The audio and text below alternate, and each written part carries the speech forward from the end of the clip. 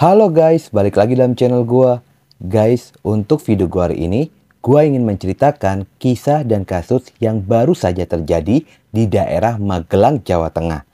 Tentang pembunuhan yang menimpa satu keluarga, ditemukan tidak bernyawa di dalam kamar mandi.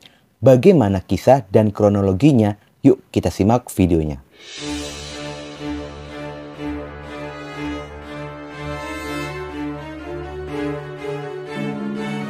Satu keluarga yang tinggal di Dusun Prajenan, Kecamatan Mertoyudan, tepatnya Jalan Sudiro, nomor 2, Gang Durian, RT 1, RW 1, Magelang, Jawa Tengah, yakni kepala keluarga bernama Abbas Asyar berusia 58 tahun, merupakan seorang pensiunan kepala kantor pelayanan perbendaharaan negara Kementerian Keuangan.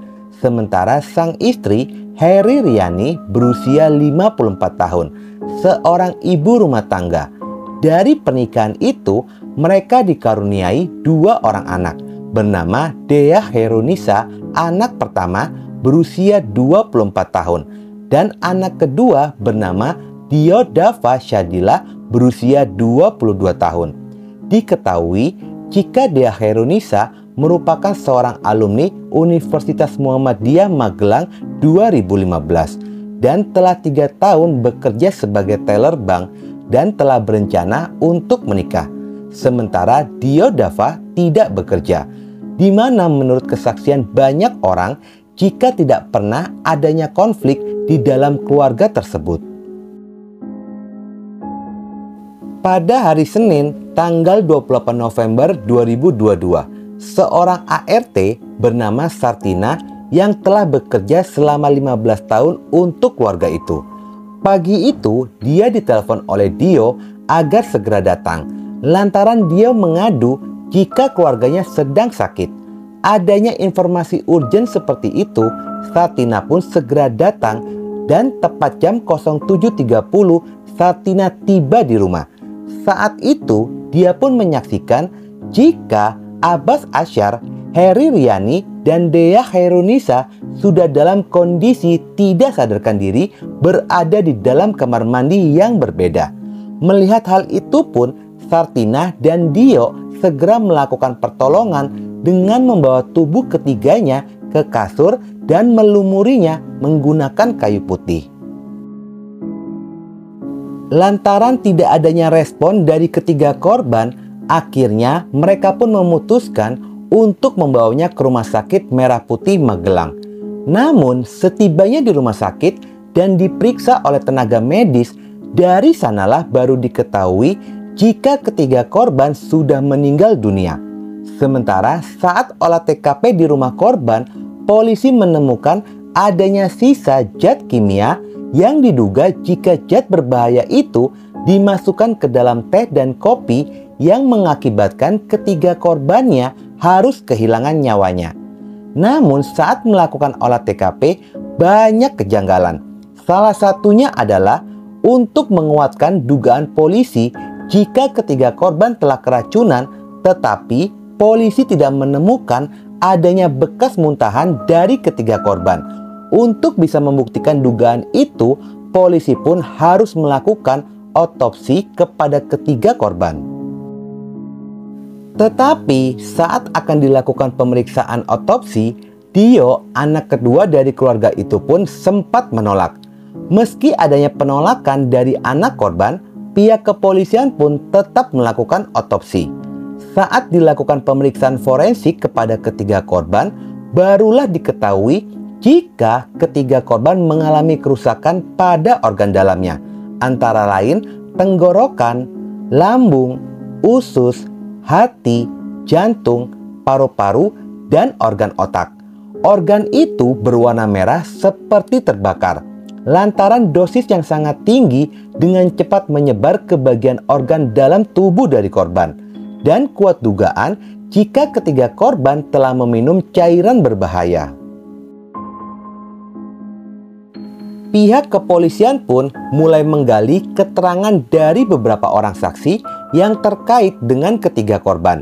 Dan salah satunya adalah Diodava yang berada di dalam rumah mengetahui awal mulanya sebelum dan sesudah korban mengalami keracunan. Pada awalnya, Dio diperiksa sebagai saksi. Namun, setelah menjalani pemeriksaan dan adanya bukti yang kuat atas keterlibatannya pada kasus ini, hingga akhirnya Dio, anak kedua dari keluarga itu pun ditetapkan sebagai tersangka. Dengan ditetapkannya Dio sebagai tersangka, banyak yang terkejut lantaran tidak ada yang menduga jika Dio sebagai pelaku tunggal pembunuhan ini. Dari hasil interogasi itulah terungkap motif yang sebenarnya.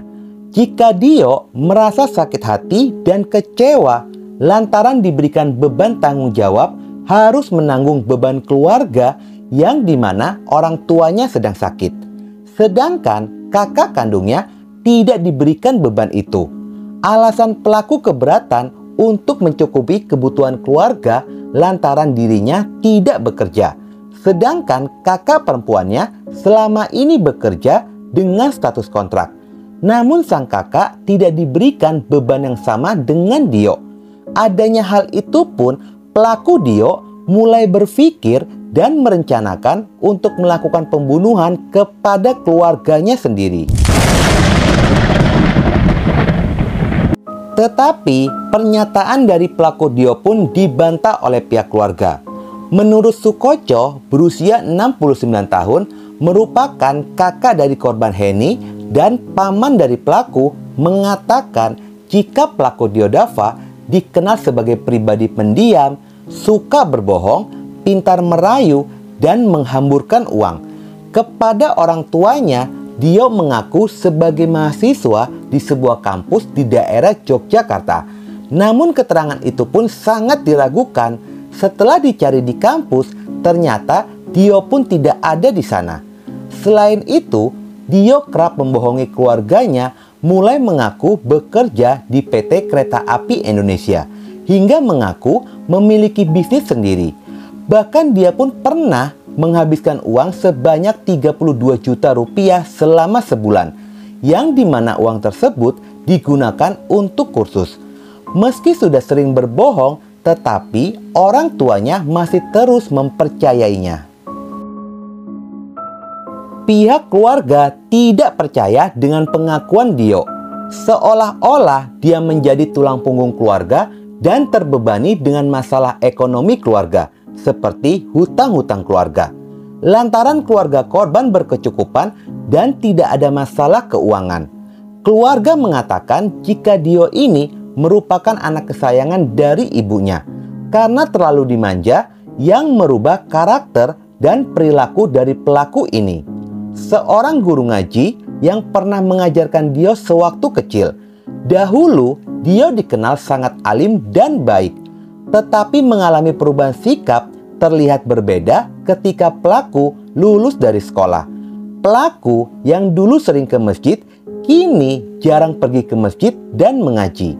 Diketahui jika pada tahun 2019, Dio sempat mendaftar menjadi prajurit TNI, namun gagal lantaran pelaku sempat mengalami laka lantas yang membuat dirinya harus kehilangan beberapa jarinya. Sementara di dalam pengakuannya, sudah 2 kali pelaku melakukan percobaan untuk membunuh keluarganya sendiri. Selain itu, zat kimia berbahaya dibeli melalui pembelian online. Percobaan pertama terjadi pada hari Rabu, tanggal 11 November 2022. Pelaku yang sebelumnya sudah membeli zat kimia berbahaya sengaja memanggil pedagang dawet lalu membelinya untuk beberapa orang dan untuk ketiga korbannya. Pelaku menaruh sesuatu di dalam es dawet tersebut. Namun percobaan itu pun gagal. Meski ketiga korban sempat mengalami muntah-muntah, namun hal itu pun tidak membuat ketiga korban kehilangan nyawanya. Pelaku mengaku dosis yang diberikan pada percobaan pertama hanya dosis kecil, yakni dia hanya membeli 10 gram saja. Melihat percobaan pertama pun gagal, pelaku akhirnya membeli zat kimia berbahaya lagi melalui online sebanyak 100 gram dan melakukan percobaan untuk kedua kalinya. Terjadi pada hari Senin tanggal 28 November 2022. Pagi itu, pelaku menyajikan kopi dan teh hangat yang dimana di dalamnya sudah ditaburi zat kimia berbahaya. Pelaku mengaku menaburinya sebanyak 2 sendok. Setelah ketiga korban meminumnya, di saat itulah tubuh ketiga korban pun langsung bereaksi dengan merasakan mual dan muntah. Saat ketiga korban pergi ke kamar mandi, ketiga korban pun langsung terjatuh di kamar mandi yang berbeda, yang dimana di dalam rumah itu terdapat 3 kamar mandi. Dikarenakan dosis yang diberikan terlampau tinggi yang berakibat ketiga korban mengalami kerusakan organ dalamnya yang masuk melalui pembuluh darah hingga mencapai otak, yang membuat organ dalam dari korban seperti terbakar. Menurut hasil forensik, ketiga korban meninggal dunia diperkirakan 15 hingga 30 menit setelah meminum teh dan kopi beracun tersebut. Mirisnya, kakak dari pelaku yang menjadi korban pembunuhan beberapa hari sebelum hari mengerikan itu sempat mengunggah kenangan masa kecilnya bersama dengan Dio, dan terlihat sang kakak sangat menyayanginya. Namun sayangnya, dia pun harus kehilangan nyawanya di tangan adik yang dia sayangi. Selain perbuatan yang dilakukan oleh pelaku, pihak kepolisian pun mencoba untuk melakukan uji kejiwaan dari pelaku dan melihat latar belakang sebelum dan sesudah pelaku melakukan pembunuhan.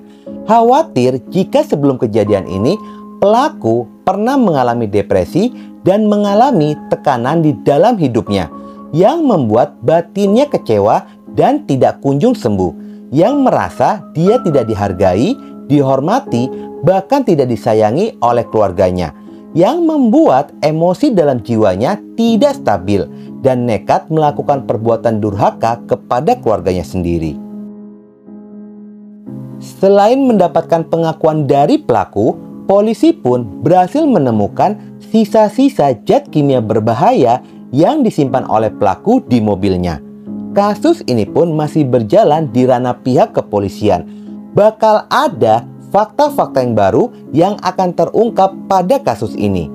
Jika melihat kronologi awal kejadian kasus ini, bisa dikatakan kasus ini pun merupakan pembunuhan berencana dan pelaku terjerat dengan pasal 340 KUHP tentang pembunuhan berencana dan terancam dengan vonis mati.